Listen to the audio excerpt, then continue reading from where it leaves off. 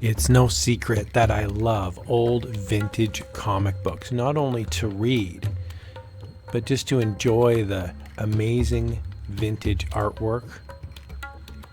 And did you know these are all free and legal to use?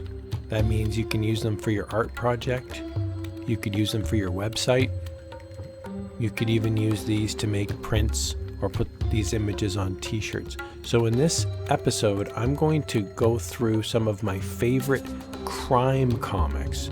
These are violent, scary. These are from the 1950s. Look at this guy. Oh man, you're gonna lose your driver's license. Okay, let's go.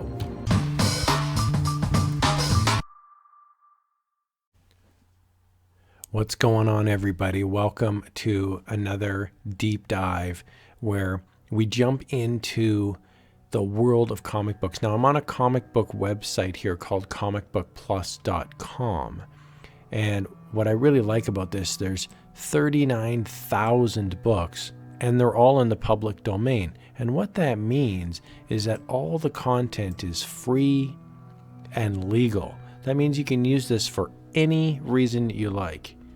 Now, there's a categories button right here, drop-down list, and I'm going to select for today's entertainment crime. But look at all the other genres as well: adventure, fantasy, horror, jungle, romance. There's some pretty cool categories here. But today we're going to go on a crime spree.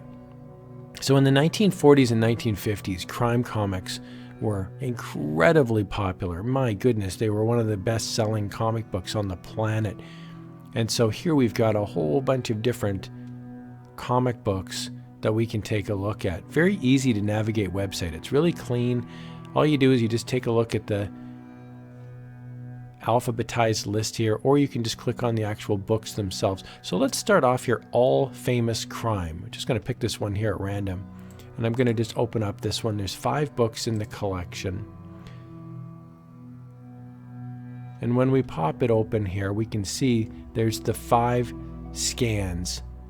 This really speaks to how rare some of these comic books are as well, because, you know, you're not going to get complete runs of some of these books because they're hard to find. And so, you know, bless the hearts of the people that help run this website that they're able to scan in some cases, very high quality scans. This one's All Famous Crime.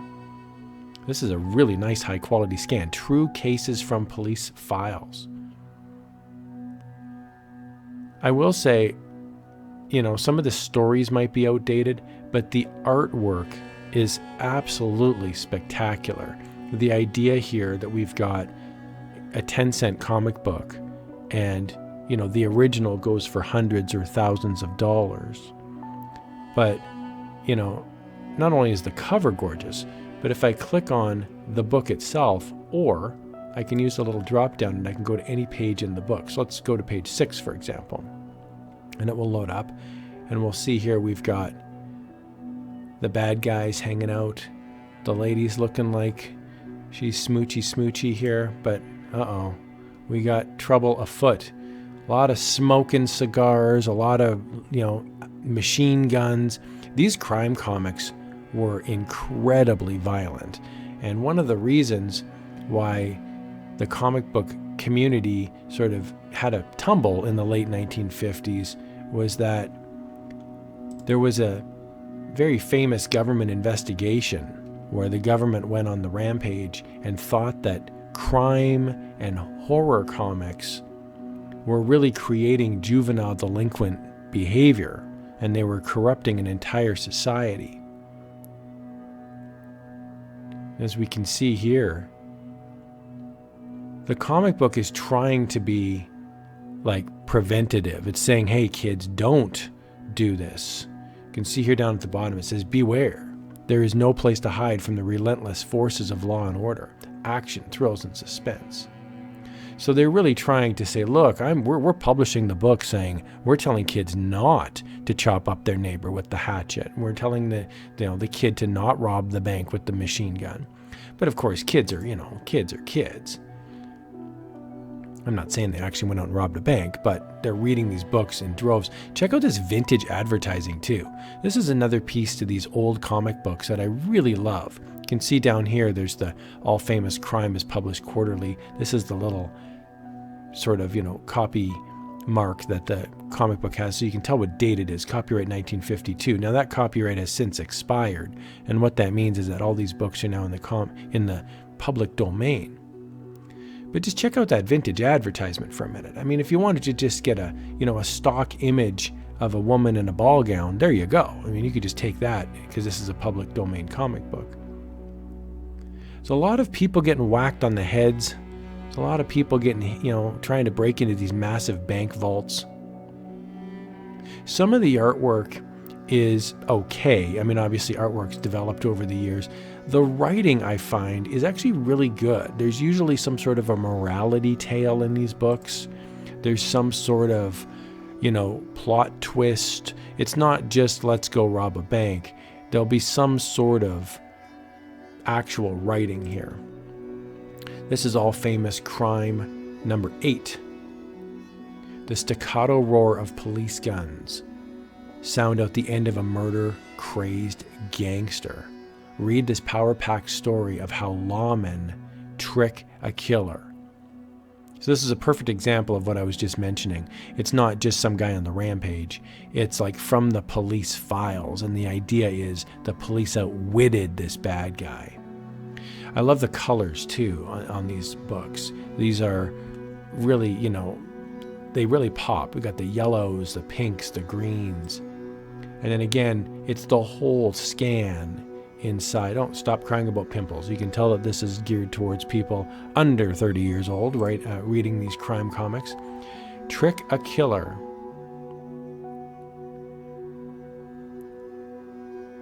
But yeah, they showed murder in these. They show women getting beat up, thrown downstairs. It's no wonder that the government said, hey, we need to crack down on this, or else we're going to have an entire society of delinquents on our hands. Now, we all look at that in hindsight and kind of chuckle,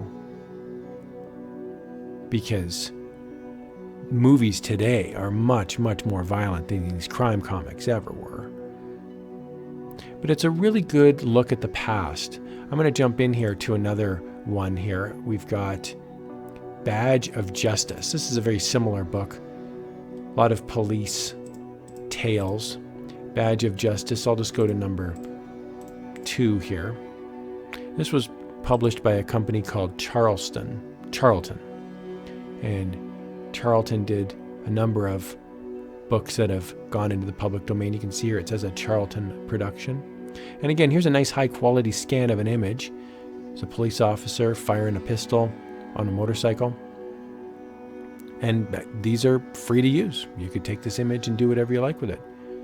Hello, Mr. Bodybuilder. Here's a vintage ad. Come on, buddy. Quit being a bag of bones weakling like I was. Wow. Page 2, and they're already calling me a wimp. This guy gained 60 pounds of muscle, though, so I guess he knows what he's talking about. These are really cool to look through these vintage ads. And then we've got quite wordy comics, to be honest with you. A lot of these crime comics are quite wordy. They're very plot driven. They're very heavy in terms of plot and movement with, words, and they're not just like fight scenes. But you can see how comics have evolved over the years. That's another reason I love reading old vintage comics, is you can see the evolution of the artwork. A lot of these are straight on panels. And then it was really in the 1960s, so about 10 or 20 years after these crime comics, that Marvel came along, and somebody like Jack Kirby, along with the writing of Stan Lee, really revolutionized the way comic books look. I'm going to jump into one more here. I'll scroll on down, and the one that I want to find is called Crime and Punishment. This is a really famous book here. Crime and Punishment is one of the books that is really, I think, looked back on with a mixture of derision and fondness, because it's one of the most violent crime comics I've certainly ever seen. And this is Crime and Punishment. Crime Does Not Pay. You can just see here right on the cover, "I'll beat your drums in, you dumb frill." This guy's, and then it's actually a setup though. They got the cop who shows up, And it was actually, these two are in cahoots. And they're trying to get something here from the cop. They're trying to distract the cop. So I've actually read quite a few of these crime and punishment books. These are really cool books, but boy, they are violent. I was really surprised, to be honest with you, how violent they were. Just a lot of cigar smoking, people getting shot, people's dead bodies getting disposed, a lot of police, like officers, getting killed. It's a really violent book. So, I don't say any of that, to try to minimize the good work that the police do, but I was just surprised that this would be for kids, to be honest with you. Here's one guy getting shot in the leg. Police are shooting each other. This is by Charles Bureau, 52-page magazine. And again, some of the qualities of the scans, they come and go. There's some that are really high quality, but this might be the best available copy.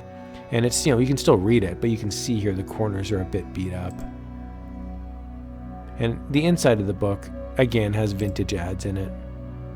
True crime stories. That's one of the things that Crime and Punishment really build themselves as, is that these were ripped from police files.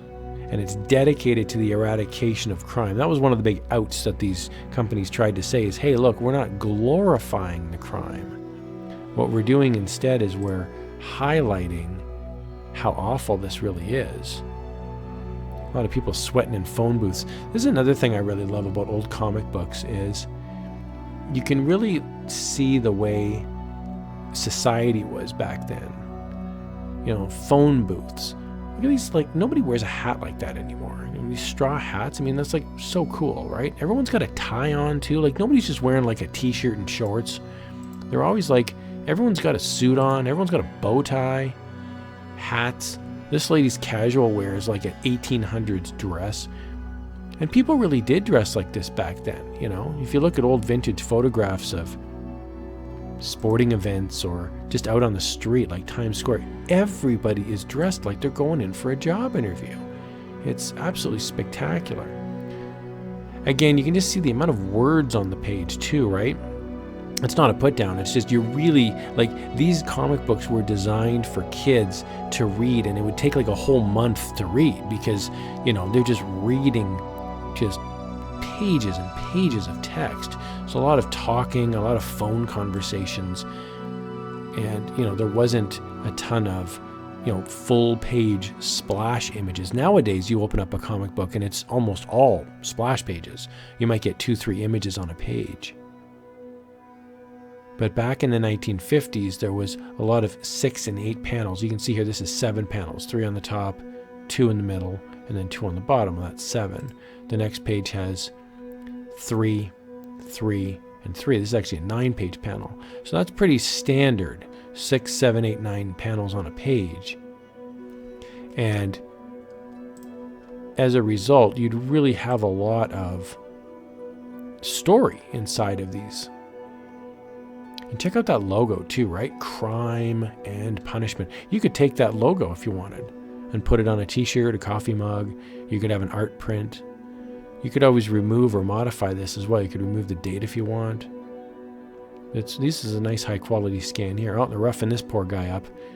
I love the suit though, man, the pinstripes. They're taking his gun away. They're slapping him around. I love the old vernacular that they use as well. You can see this guy looks like a paper boy from the 1960s. And it says, you must have a screw loose. I just love the language that's used in these comic books. It's so foreign to a lot of what we go through today. It's amazing to think this is really only, this is 1950s. We're talking 70, 60 years ago. It's not that long ago. And again, we got the old vintage ads in here as well. Go right to the back of the comic book as well. Scroll right down to the bottom, and we can see this is the back of the comic too. So even if you just want to take a trip down memory lane and just look at the old vintage ads, that's worth it. I just love the idea that the entire comic book has been scanned in. It's not just the book cover. So there's Crime and Punishment.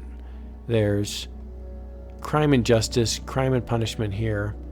There's more books here than you could possibly ever read in a lifetime, which I love. One of my favorites, and it's just because of the name. This lady's name is Claire, and her last name is Voyant. I just think that's hilarious. So here's Claire Voyant, and she's dodging the bullet there.